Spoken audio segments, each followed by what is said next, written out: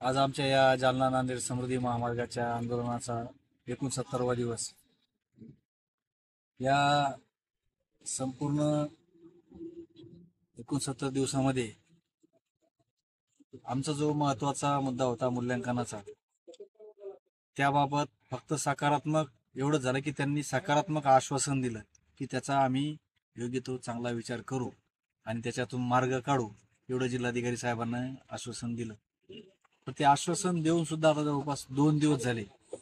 आणि त्याच्यावर नेमकी काय त्यांनी पाऊल उचलले, काय अहवाल केला, त्याबाबत कोणतीही माहिती जिल्हाधिकारी साहेब यांच्याकडून दिलेली नाही.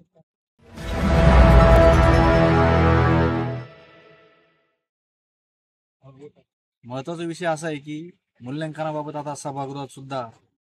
राज्याचे विरोधी पक्ष नेते श्री अंबादास दानवे साहेब यांनी सुद्धा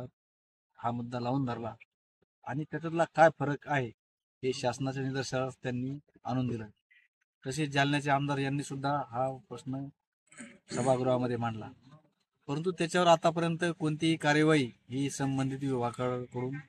होताना अजून काही दिसत नाही. आमचं सुद्धा आता या ठिकाणी धीर सुटत चाललाय आणि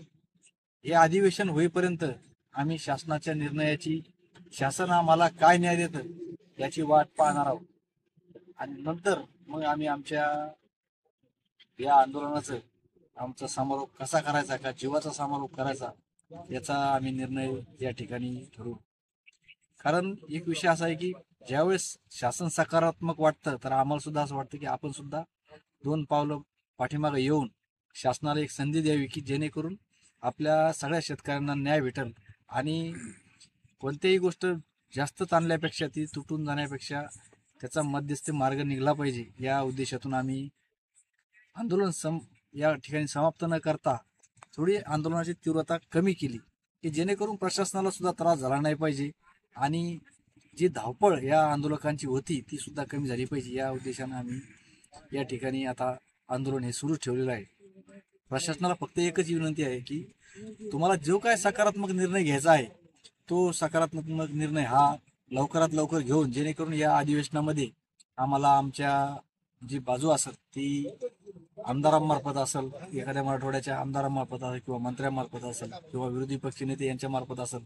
ही पुन्हा एकदा मांडण्याची संधी मिळेल आणि आम्हाला सगळ्याला न्याय मिळेल. या दृष्टीने आपण सगळ्यांनी लवकरात लवकर निर्णय घ्यावा आणि आम्हाला सगळ्या शेतकऱ्यांना न्याय द्यावा, असं मी आपल्या वतीने या ठिकाणी आवाहन